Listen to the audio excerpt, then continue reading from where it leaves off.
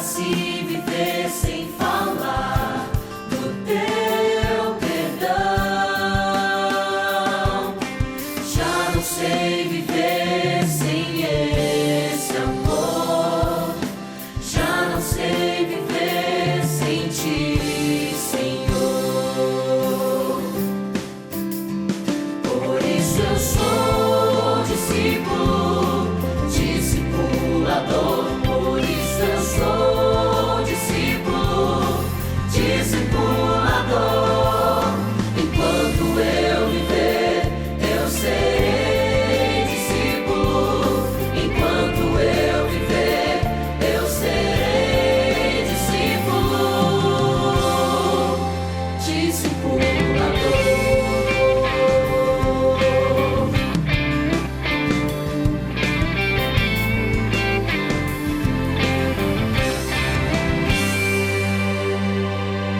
Não dá para se viver sem falar do teu amor. Não dá para se viver sem falar do teu perdão. Já não sei viver sem esse amor. Já não sei viver sem ti, Senhor. Por isso eu sou discípulo, discipulador. Por isso eu sou discípulo, discipulador. Enquanto eu viver, eu serei discípulo. Enquanto eu viver, eu serei discípulo, discipulador.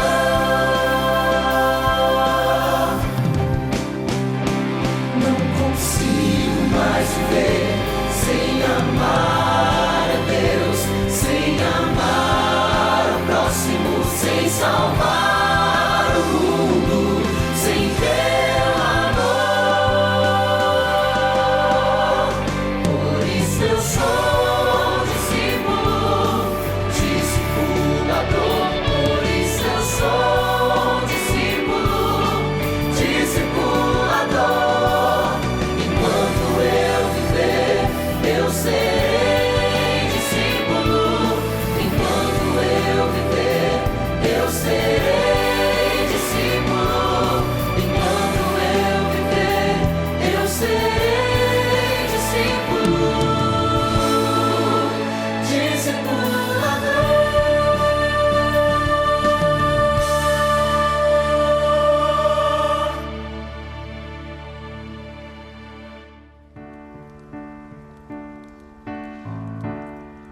O Deus de Israel, que reina sobre o céu, quer porção dobrada do Espírito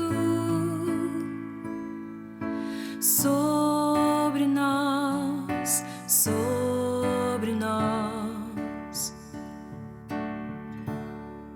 O Deus de Israel, que reina sobre o céu, quer no meio do seu povo um Pentecostes de novo, com o dobro de milagres, milagres entre nós, para que a colheita seja em dobro.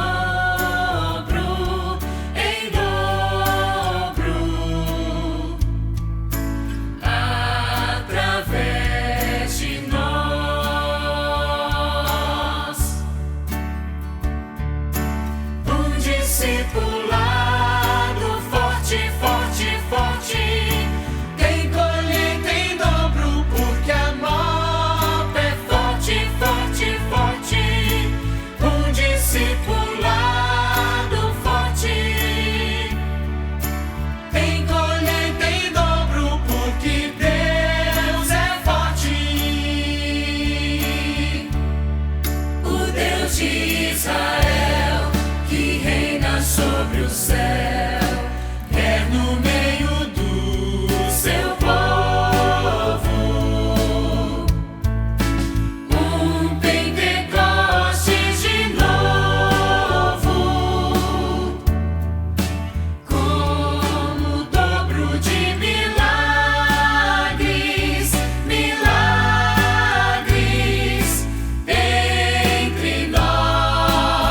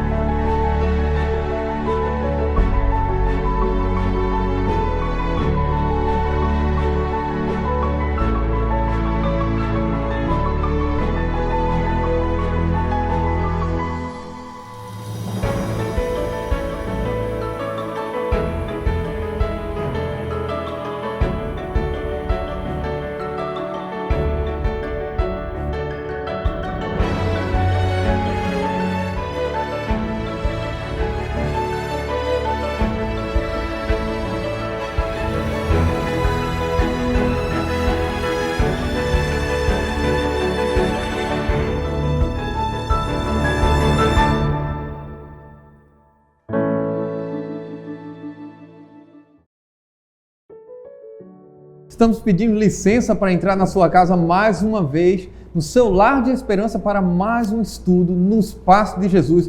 E mais uma vez comigo aqui, o privilégio que tenho de receber Pastor Renato Seixas. Boa noite, pastor. Boa noite, pastor Ítalo. Boa noite a você que nos recebe em sua casa. E que alegria estarmos juntos para mais um estudo hoje nos Passos da Igreja, um lugar de alegria, pastor Ítalo. Que legal. Pastor, ontem conversamos um pouco sobre um tema difícil. Ontem um tema ali, muitas pessoas escreveram aqui, tomaram suas decisões. Daqui a pouco, talvez, a gente pode estar colocando algumas fotos, né? Quem sabe aqui mostrando essas decisões. Estou curioso para saber se alguém mandou a mensagem, se alguém avançou ali naqueles 6 passos e tomou a decisão pelo batismo. Sim, né? pastor. Muitas pessoas já disseram assim, olha, pastor, eu quero tomar essa decisão, eu quero me entregar. Mas, pastor, benção. algumas pessoas também ficaram em dúvida e talvez tenha sido o seu caso também. E aí eu agora aproveito para a gente já começar a conversar aqui.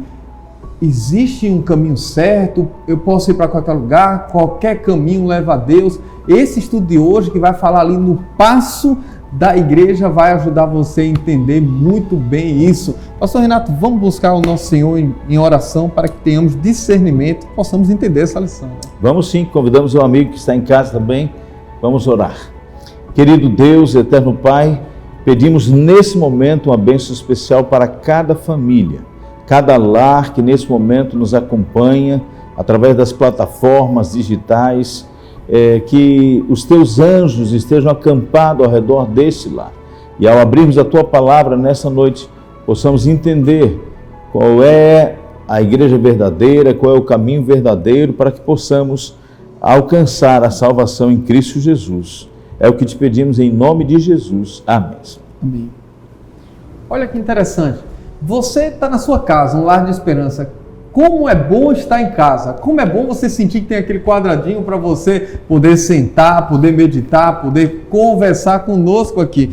Pastor Renato, Deus também fica feliz em ter uma casa. Sim, com certeza. Você sabe que a melhor referência que eu tenho de lar é o Éden, o jardim do Éden. Sim. Deus, ele preparou ali aquele jardim para ser o lar dos nossos primeiros pais. E assim como eu e você gostamos do nosso cantinho, do nosso lar, da nossa casa, Deus também hoje, ele tem a sua casa, não é isso, pastor Ítalo? Sim, a igreja. E a gente fica com dúvidas assim, não, Jesus estava ali, tinha a igreja, Deus ali, me fará um santuário para que eu habite no meio do meu povo, e toda aquela história que a gente já estudou, a gente já conhece um pouco. Mas, pastor Renato, a dúvida é, qual que era o dia? O que Jesus costumava fazer nos sábados? Para onde ele ia?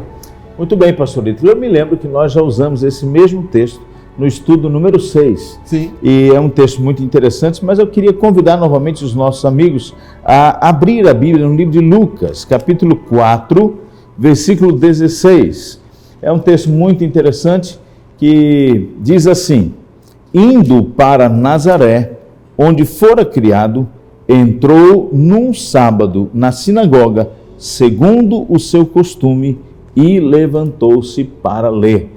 Então, pastor Ítalo, amigos que estão em casa, Jesus ele tinha o costume de ir à igreja, ir à sinagoga. Já explicamos lá no estudo 6 que as sinagogas foram uma alternativa para o povo judeu quando esses foram espalhados pelo mundo. É como se fossem pequenas igrejas nos lares. É o que está acontecendo hoje na sua casa. E Jesus disse, onde estiverem 2 ou 3 reunidos em meu nome, ali estarei.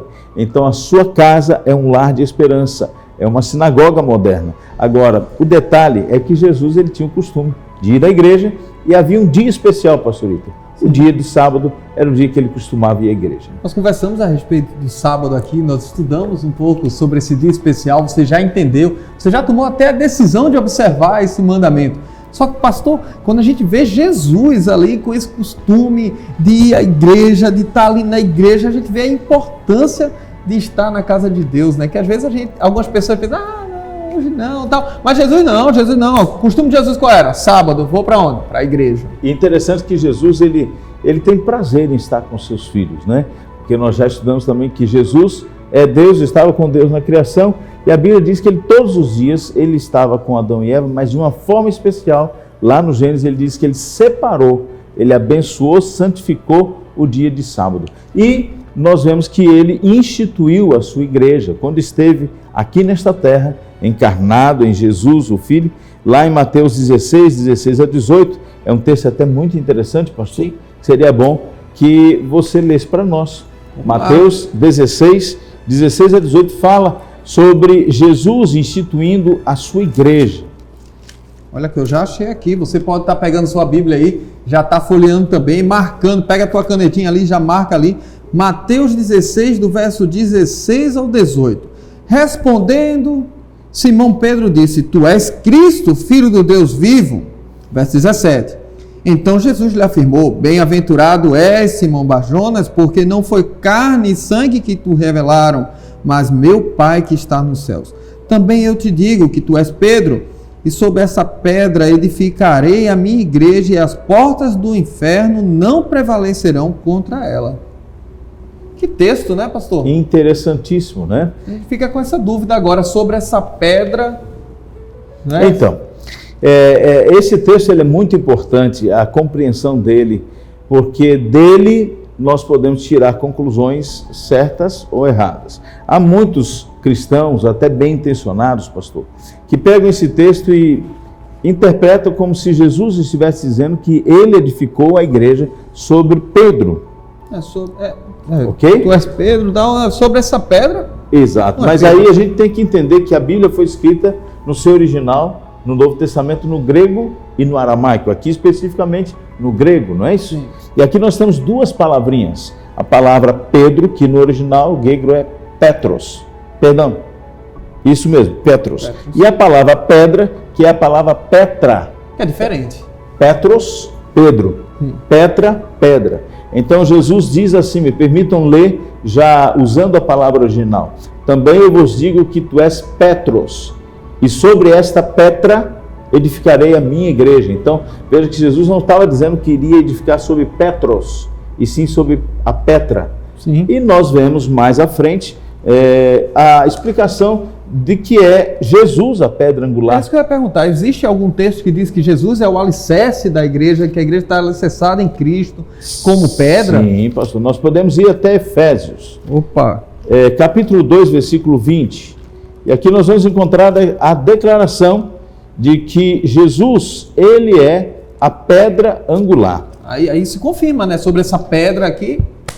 Veja que Pedro diz para Jesus, olha, tu és Filho de Deus. Sim. Ele diz, ó, bem disseste, foi revelado para você. Nem sangue. Mas eu vou te dizer também uma coisa, você é Petros, mas eu vou edificar a igreja sobre a Petra. E aqui nós encontramos em Gênesis 2:20 a seguinte declaração. Efésios 2:20. Diz assim, edificados sobre o fundamento dos apóstolos e profetas, sendo ele mesmo, Cristo Jesus, a pedra angular. Olha aí, a pedra angular. Então se você estava já pensando assim, eu pensei que era sobre Pedro, não. É sobre a pedra, sobre a pedra angular, Jesus. E a pedra angular, pastor, justamente a pedra principal, né? Sim. A pedra que é essencial para a edificação de qualquer construção. Que interessante, pastor. Então, a nossa vida precisa estar sobre a pedra angular. Sim. E a igreja de Cristo foi edificada sobre a pedra angular, que é ele mesmo, Cristo Jesus. E a gente vê que com o passar do tempo, a história do cristianismo e tudo que a gente vem acompanhando, a igreja foi se organizando, e dentre essa organização, em meio a tudo isso, a gente vê algo diferenciado, assim, os dons que são distribuídos entre a igreja. Pastor, por que esses dons? Qual o objetivo ali de Deus em organizar a sua igreja dessa forma? Pastorito e amigos, eu entendo pela Bíblia que o nosso Deus é um Deus de ordem. Sim. Ele criou o universo, ele mantém tudo em seu lugar. O céu é um lugar de ordem. E a igreja que ele edificou não poderia ser diferente. E há um texto muito interessante que eu gostaria de ler com vocês. Efésios, capítulo 4, versículos 11 e 12. Diz assim, e ele mesmo concedeu uns para apóstolos, outros para profetas, outros para evangelistas e outros para pastores e mestres, com vistas ao aperfeiçoamento dos santos, para o desempenho do seu serviço e para a edificação do corpo de Cristo. Então vejam, queridos, que maravilha, esse Deus que nos ama, que criou o universo, ele se torna homem, ele institui a sua igreja, ele edifica a sua igreja sobre ele mesmo, que é a pedra angular. Mas ele tem particular interesse, pastor, que a sua igreja seja uma igreja organizada. E por isso ele deu dons diversos à sua igreja, com 3 propósitos específicos: o aperfeiçoamento dos santos, o desempenho do seu serviço e para a edificação do corpo de Cristo. Agora, pastor Ítalo, você já sabe, o estudo bíblico comigo, eu não posso deixar só que venha a pergunta de lá para cá, né? Começou. Há outros textos também que falam sobre outros dons. Você poderia compartilhar algum outro conosco? Não, eu vou pedir para você aí que está assistindo. Já aproveita aí, já pega aí, não vale o Google, tá? Não vale pegar o Google, já vai na tua Bíblia folheando aí. Será que tem mais algum texto que fala que Deus organiza a sua igreja distribuindo dons? Será que existe algum texto na Bíblia que dá essa ênfase que é tão importante para a gente? Eu conheço mais um, que eu posso citar aqui, Romanos. Abra sua Bíblia no livro de Romanos, Romanos 12. Esse é um texto que eu gosto muito, pastor Renato, que ele vem trazendo para a gente uma realidade que nós devemos nos enquadrar, né? Devemos entender. Romanos 12, o verso... Vou ler do verso 4 aqui, ó. Porque assim como num só corpo temos muitos membros, mas nem todos os membros têm a mesma função. Olha o que o texto está dizendo. Assim também nós, conquanto muitos, somos um só corpo em Cristo e membros um dos outros. Verso 6. Tendo, porém, diferentes dons segundo a graça que nos foi dada. Se profecia, seja segundo a proporção da fé. Se ministério, dediquemos ao ministério, ou o que ensina, esmere-se ao fazê-lo, o que exorta, faça com dedicação, o que contribui com liberdade. E o texto vai mostrando que, segundo a graça que nos é dada, nós temos diferentes dons, que somos parte de um corpo, membros, mesmo que sejamos diferentes, temos cada um a nossa função. E aí que está a organização da igreja, né? E olha que bênção, pastor. Então podemos concluir que na igreja não há ninguém que não tenha pelo menos um dom. Todos têm dons, e os dons são diversos, para que a igreja possa ser completa, o corpo possa se completar. E uma coisa que eu tiro a conclusão é que ninguém também deveria ter inveja, ciúme um do outro, sim, porque todos os dons são importantes e complementam a igreja como um todo. Que Deus maravilhoso, que Deus de ordem, que organiza a sua igreja. Então, né? Nós já entendemos até aqui que a igreja, veja se você está acompanhando o raciocínio, a igreja foi instituída por Deus. Você vê ali Jesus como base, fundamento dessa igreja, a pedra angular. Nós vemos também que dentro da organização da igreja nós temos dons diferentes, onde eu e você somos usados por Deus para 3 propósitos aqui que o pastor já deixou muito claro, dentre eles a edificação da igreja.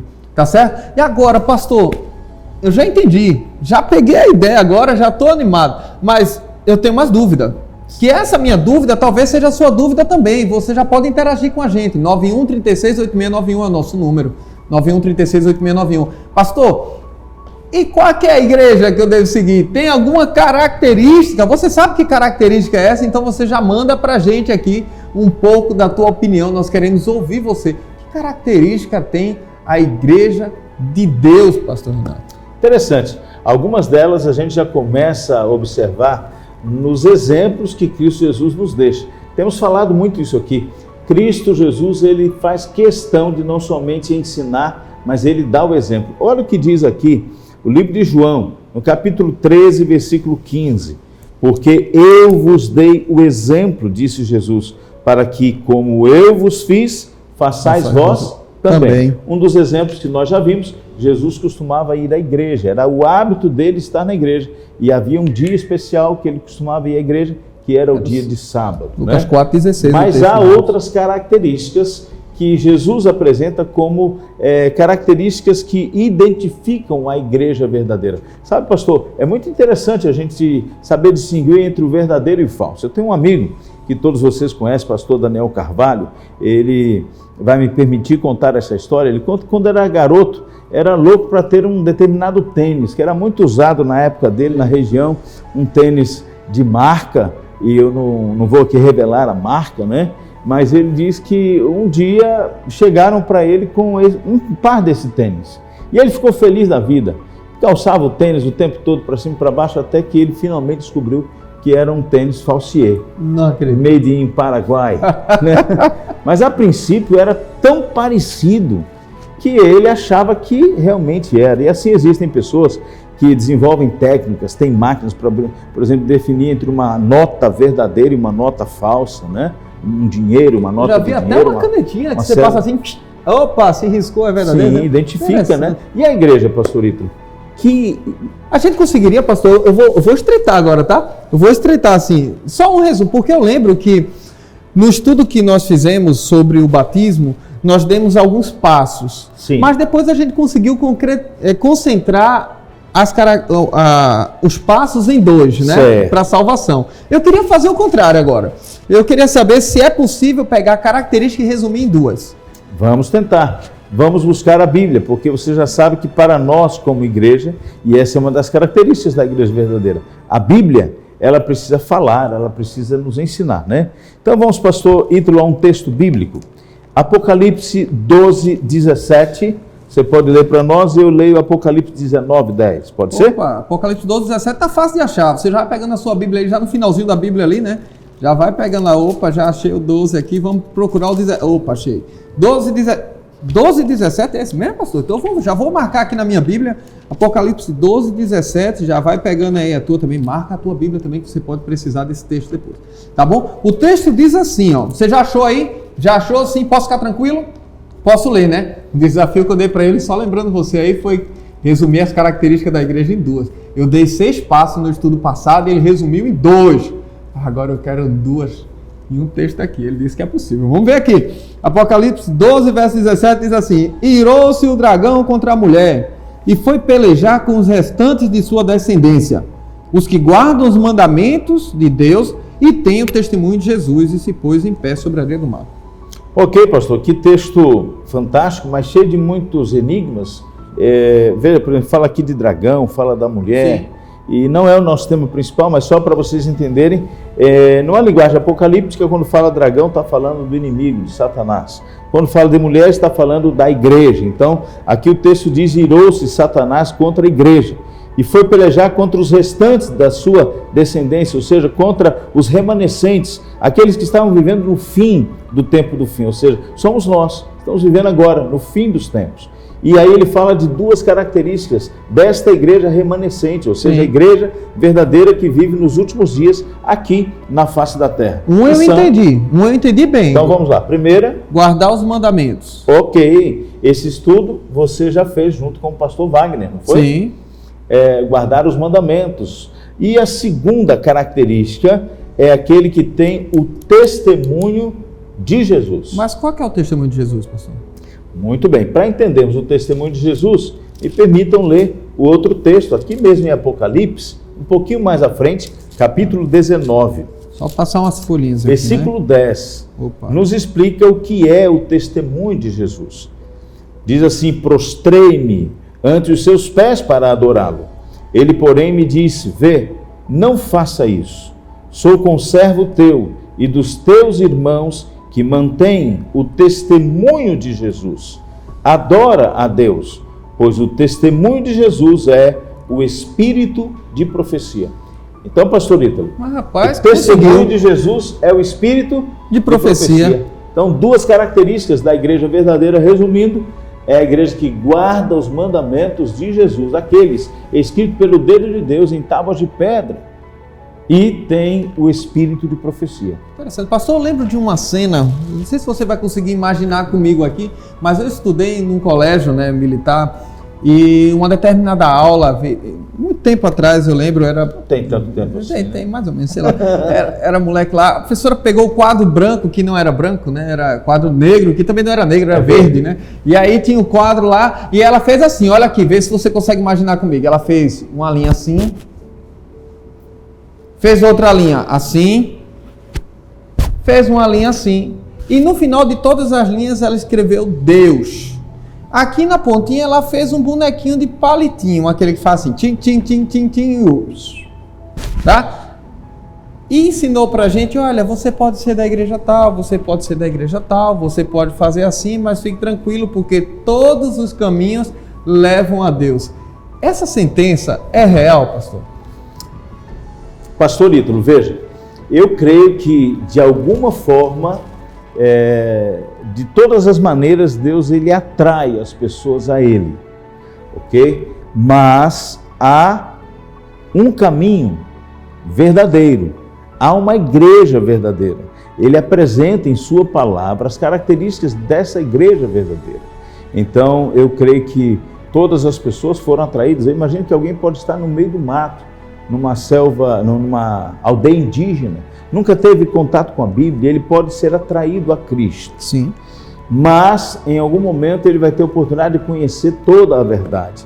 E o importante é que quando você conheça toda a verdade, você assuma compromisso com a verdade. E aí, pastor Ítalo, nós gostaríamos de, nesse estudo de hoje, falar sobre algumas características da igreja verdadeira. Nós já resumimos tudo em duas. Sim. Que guarda os mandamentos de Deus e tem o espírito de profecia, o testemunho de Jesus. Mas eu queria, com a sua ajuda, você sabe que aqui tu não fica parado, né? Muito bom. Nós vamos falar sobre 7 características na Bíblia dessa igreja verdadeira. Vamos lá? Vamos lá, então. Primeira característica, pastor. Muito bem, Apocalipse 14, 12.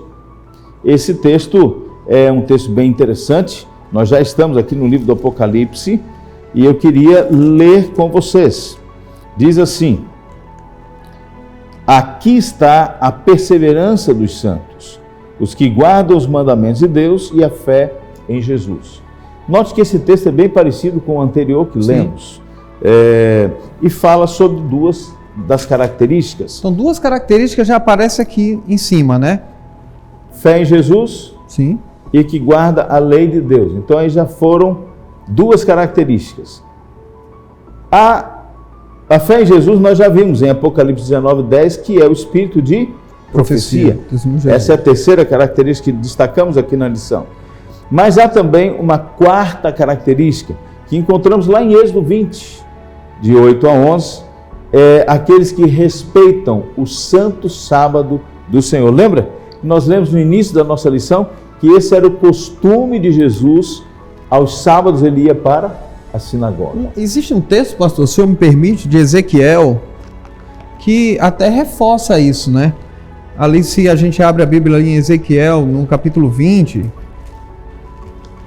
porque alguém pode estar perguntando agora, tá, tudo bem, eu já entendi que Apocalipse está falando que a característica da igreja de Deus é guardar os mandamentos, que a característica da igreja de Deus é ter a fé em Jesus, ter o espírito de profecia. Mas onde é que tem dizendo na Bíblia que a característica do povo de Deus é guardar o sábado, né? Ok.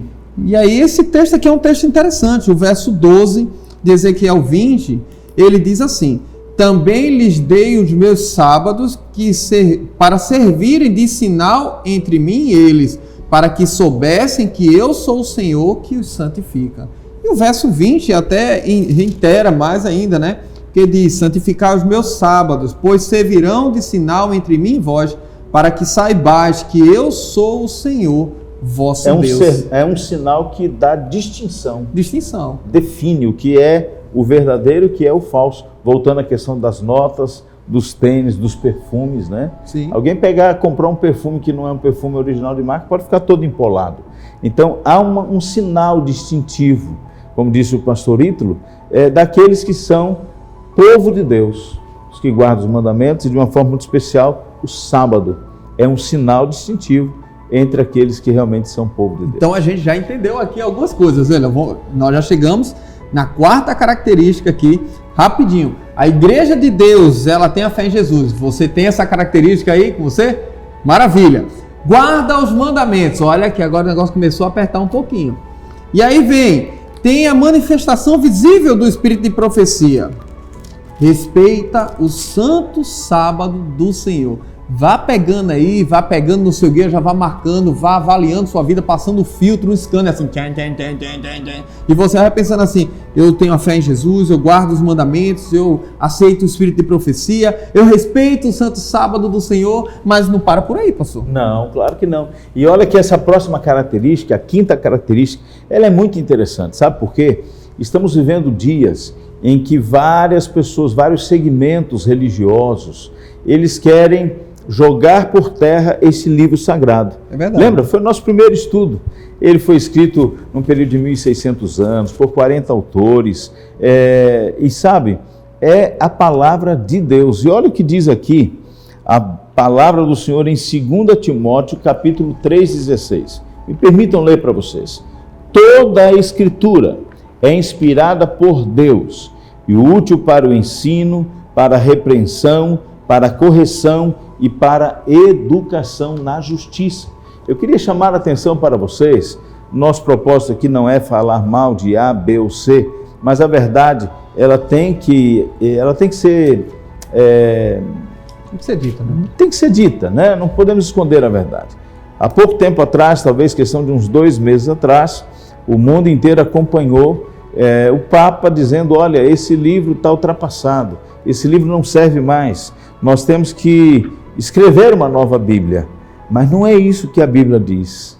A Bíblia diz que ela é um livro inspirado, útil para o ensino, para a repreensão, para a correção e para a educação na justiça. Então, uma característica a mais, a quinta característica da igreja verdadeira. A igreja verdadeira, ela se orienta pela Bíblia, sola Escritura, ok? E é assim que creem os adventistas do sétimo dia. As nossas 28 crenças fundamentais, que estão divididas em 6 doutrinas, elas estão baseadas na Bíblia. Elas estão na internet, estão em nossos livros, em qualquer lugar você pode colocar no Google as crenças fundamentais da Igreja Adventista, porque nós não temos o que esconder. Elas são bem claras e todas são pautadas na Bíblia, porque é uma das características da igreja verdadeira, ela tem a sua fé ou a sua doutrina alicerçada na palavra de Deus. Não tem, assim diz o homem, né? Ah, de forma nenhuma. É assim diz assim o eu Senhor. penso, assim eu quero, Não, eu sinto assim. Dá para mudar isso aqui, dá para ajustar. Não, esse negócio aqui, a Bíblia está falando isso aqui, mas não vamos ajustar. Sabe uma coisa isso interessante, aqui, né? pastor? Às vezes alguns dizem assim, pastor, não dá para o senhor liberar isso aqui, muda isso aqui, autoriza. Não é a questão do pastor. Sim. Porque aqui é a palavra, né? É uma questão de fidelidade, de você Exato. ler, entender, buscar e viver, né? É por isso que tem uma outra característica que identifica a Igreja de Cristo. Ela sustenta um dinâmico e tríplice programa de evangelismo. Exato, pastor. Pela Bíblia, a igreja verdadeira, ela ensina, ela prega e ela cura. E essas características também nós vamos encontrar na Igreja Adventista do Sétimo Dia, que tem uma das maiores redes educacionais do mundo. Então nós acreditamos no processo educacional, no ensino, não somente da palavra, mas também nos dedicamos ao ensino essencial à vida.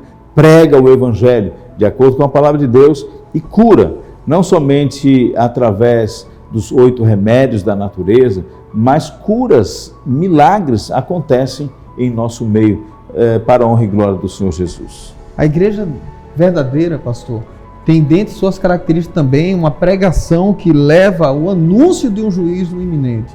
Sim, pastor, esse texto seria muito interessante que nós ainda lêssemos, ainda temos um tempinho, Apocalipse 14. Você pode ler para nós, pastor? Posso. Por favor. Esse texto aqui é poderoso.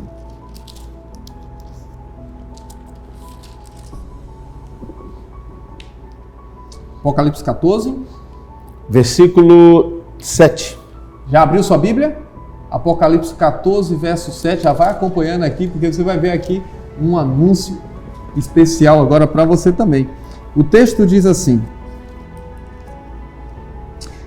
dizendo em grande voz, temei a Deus e dai-lhe glória, pois é chegada a hora do seu juízo, e adorai aquele que fez o céu e a terra e o mar e as fontes das águas.